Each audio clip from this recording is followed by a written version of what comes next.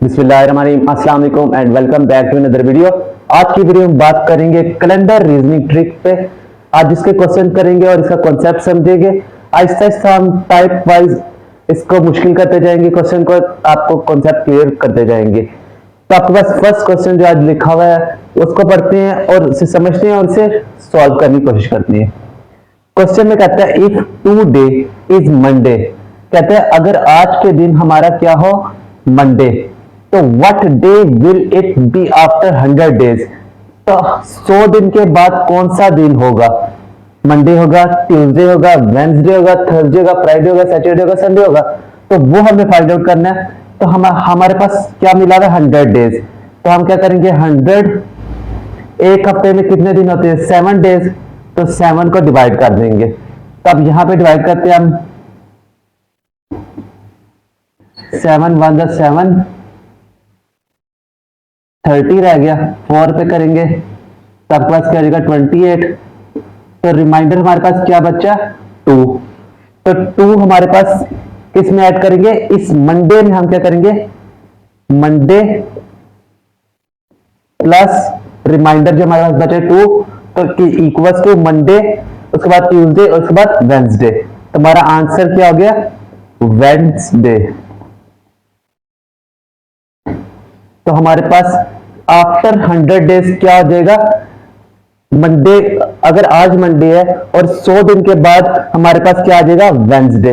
तो इस तरह हमने क्वेश्चन को सॉल्व किया। अब हम Aahista Aahista type wise increase करते जाएंगे, थोड़ी कॉम्प्लेक्सिटी करते जाएंगे, तो ताकि आपका कॉन्सेप्ट क्लियर हो सके। क्वेश्चन नंबर 2 में देखें, आपके पास लिखा हुआ है इफ 1 मार्च 2024 इज फ्राइडे, कि 1 मार्च 2024 को फ्राइडे था, तो व्हाट डे 1 मार्च 2025 को क्या होगा। तो सबसे पहले देखें हम 2024 एक आपके पास लीप ईयर है जो हर 4 साल के बाद आता है। यानी आप इसका मतलब देखा जाए कि 2024 को 4 पे डिवाइड करें, 5 26, तो 2024। तो हमारे पास आंसर क्या बच गया पीछे 0, रिमाइंडर पीछे 0 हो गया। तो इसका मतलब कि ये लीप ईयर है और 2025 एक जनरल ईयर है जो कि 4 पे डिवाइड नहीं होता। तो जब ये देखे 2024 से हमने किस पे कन्वर्ट करना है लीप ईयर, और लीप ईयर से जनरल ईयर में। तो यानी याद रखें जब भी एक कंपनी एलजी, तो उसमें हम क्या एलजी नंबर 1 कंपनी, तो इसमें हम क्या करेंगे ऐड करेंगे 1। तो फ्राइडे में हम क्या करेंगे 1 ऐड करेंगे। यानी जब ही लीप से जनरल ईयर में जाएंगे तो हम हमेशा उस डे में क्या ऐड करेंगे 1 ऐड करेंगे। तो फ्राइडे में 1 ऐड करें तो हमारे पास क्या आंसर बनता है सैटरडे। यानी 1 मार्च 2024 को अगर फ्राइडे था तो 1 मार्च 2025 को हमारे पास क्या होगा सैटरडे होगा। तो यही हमने फाइंड आउट करना था और यही हमने फाइंड आउट किया। अब हम एक और क्वेश्चन करते हैं ताकि आपका कॉन्सेप्ट क्लियर हो सके। नेक्स्ट क्वेश्चन देखिए, आपके पास थर्ड क्वेश्चन लिखा हुआ है हाउ मेनी लीप ईयर्स, कि कितने लीप ईयर होंगे आर देयर फ्रॉम इन 2001 से 2100 तक। अब हम देखें इस सवाल में कि लीप ईयर क्या होता है हर 4 साल के बाद आने वाला। तो 221 में ये 2100 में से हम 2001 को माइनस करें तो हमारे पास 99 पीछे बच जाता है। तो हम क्या करेंगे 99 को 4 पे डिवाइड करें, इधर डिवाइड करते हैं हम अंदर 99 और 4 2 8 19 और 4 16। तो रिमाइंडर हमारे पास क्या बच गया 3। तो हमारे पास जो कितनी दफा उसने पूछा हाउ मेनी लीप ईयर्स, तो हमारे पास ये जो आया कितनी बारी हो गया हमारे पास 24 टाइम्स। 24 टाइम्स लीप ईयर आएगा इसके दरमियान 2001 से लेकर 2100 तक कितने लीप ईयर है 24 लीप ईयर्स।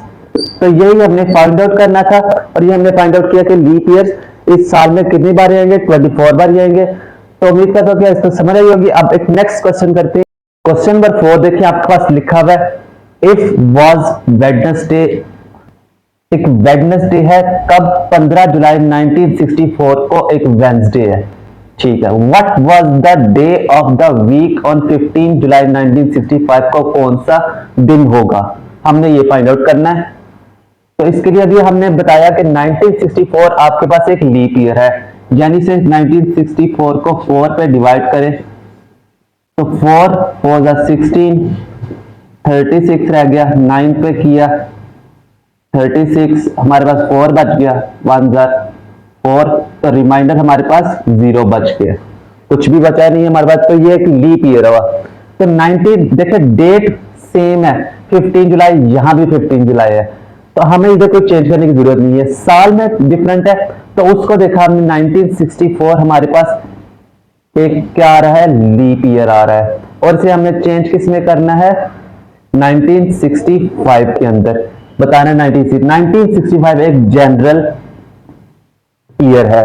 तो अभी मैंने आपको बताया कि जब LGI यानी फर्स्ट कंपनी, तो इसमें क्या करेंगे, 1 हम ऐड करेंगे, तो वेंसडे, इसमें हम क्या करेंगे, 1 ऐड कर देंगे, तो हमारे पास आंसर क्या बने, थर्सडे। तो यानी इसका मतलब हुआ कि 15 जुलाई 1964 को अगर वेंसडे है तो 15 जुलाई 1965 को कौन सा दिन हुआ, थर्सडे होगा। तो यही हमने फाइंड आउट करना था और हमने फाइंड आउट कर लिया। अब नेक्स्ट क्वेश्चन करते हैं, ताकि आपके ये कोई भी मसला हो तो आप जरूर उस पेपर में हल कर सकें। क्वेश्चन देखिए आपके पास क्या लिखा हुआ है, कहता है it was a Monday on 19th May 1975, what was the day of the week 1976। देखिए आपके पास डेट्स ये वाली 19th मई सेम है दोनों के अंदर। 1975 आपके पास एक जर्नल ईयर है, एक क्या है, जर्नल ईयर, और 1976 आपके पास एक लीप ईयर। ये देखिए 1976 को हम 4 पे डिवाइड करें, 4 4 16, 3 बचा 37, और 9 पे करेंगे तो 36, 1 बचा 16, 4, तो हमारे पास रिमाइंडर बचा 0। तो 1975 एक लीप ईयर है, तो इसको कन्वर्ट करना है लीप ईयर के अंदर। तो जब ही हमने आपको पहले बताया एक मेथड था कि LG एक नंबर 1 कंपनी, इसलिए हम जब L से G में आते थे यानी लीप ईयर से जर्नल ईयर में आते थे तो हम 1 को ऐड करते थे। अब इसके उलट हो गया है, जर्नल ईयर से हम लीप ईयर में आ रहे हैं, तो इसलिए हम इसे कहेंगे ये नंबर 2 कंपनी है, तो इसलिए हम क्या करेंगे, ऐड +2 ऐड कर देंगे। तो अब हमारे पास इधर क्या है, मंडे, तो मंडे में हम क्या करेंगे, 2, तो क्या आ गया हमारे पास, वेंसडे आ गया हमारे पास। यानी हमारे इसका मतलब कि 19th मई 1975 को अगर मंडे था तो 19th मई 1976 को हमारे पास वेडनेसडे का दिन होगा। तो यही हमें फाइंड आउट करना था। एक लास्ट क्वेश्चन देखिए आपके पास लिखा हुआ है, it was a Monday on 17th March 1980 को, 1980 17 मार्च को मंडे था। What was the day of the week 12 July 1980, तो 12 जुलाई 1980 को कौन सा दिन होगा। तब हमने पहले कहा होगा कि हम सिर्फ ईयर चेंज कर रहे थे और डेट सेम रह रही थी। अब इस सवाल में हमारे पास ईयर सेम है और डेट चेंज हो गई है। तो देखिए हमारे पास ईयर सेम है, तो हम क्या करेंगे, मार्च के हमारे पास कि मार्च में टोटल कितने दिन होते हैं, 31, तो 31 में से हम 17 माइनस करें तो हमारे पास 14 डेज बाकी रहते हैं। तो हम क्या करेंगे, 14 प्लस इसके बाद आता है अप्रैल। अप्रैल में कितने दिन होते हैं हमारे पास, 30 डेज होते हैं, तो 30 डेज को लिख लेते हैं। उसके बाद मई में हमारे पास 31 डेज होते हैं। उसके मई के बाद हमारे पास आता है जून, तो जून में हमारे पास कितने दिन होते हैं, 30। अब अप्रैल ये जुलाई के हमें कितने दिन मिल गए, हमें 12 डेज, और इसको हमने किस पे डिवाइड करना है, हर एक हफ्ते में 7 डेज होते हैं, इसलिए हम 7 से डिवाइड कर रहे हैं।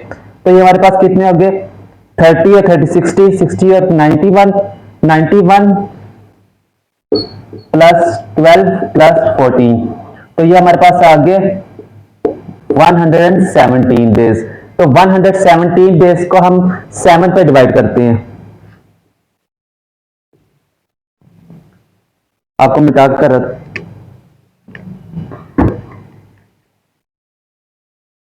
117 को हम 7 पे डिवाइड करते हैं,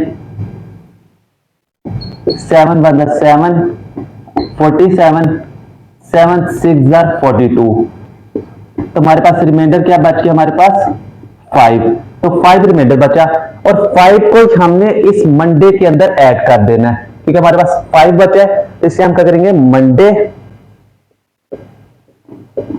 प्लस 5 इक्वल्स, मंडे के बाद क्या आता है, Tuesday, Wednesday, Thursday, Friday, Saturday. तो हमारे पास क्या होगा, सैटरडे। यानी हमने क्या कहा कि 17 मार्च 1980 को अगर मंडे होगा तो 12 जुलाई 1980 को हमारे पास कौन सा दिन होगा, सैटरडे का दिन होगा। तो इस तरह हमने फाइंड आउट किया। एक और क्वेश्चन इस तरह करते हैं ताकि आपको कॉन्सेप्ट क्लियर हो। हमारे पास लास्ट क्वेश्चन लिखा हुआ है, देखिए क्या कहता है, इफ 15 अगस्त इज फ्राइडे, अगर 15 अगस्त को जुम्मा था, in some year what will be the 15 November, कि 15 नवंबर को क्या होगा। तब अब देखें 15 अगस्त से 15 नवंबर हमारे पास क्या होगा, 15 अगस्त को फ्राइडे है तो 15 नवंबर को क्या होगा। अगस्त में आपके पास आते हैं 31 डेज, 31 में से 15 का माइनस कर दे तो 16 डेज आपके पास पीछे बच गए। तो हम क्या लिख देंगे, 16 उसमें ऐड करेंगे। अब अगस्त के बाद आता है सितंबर, सितंबर में हमारे पास आते हैं 30 डेज। उसके बाद आता है हमारे पास अक्टूबर, अक्टूबर में हमारे पास आते हैं 31 डेज।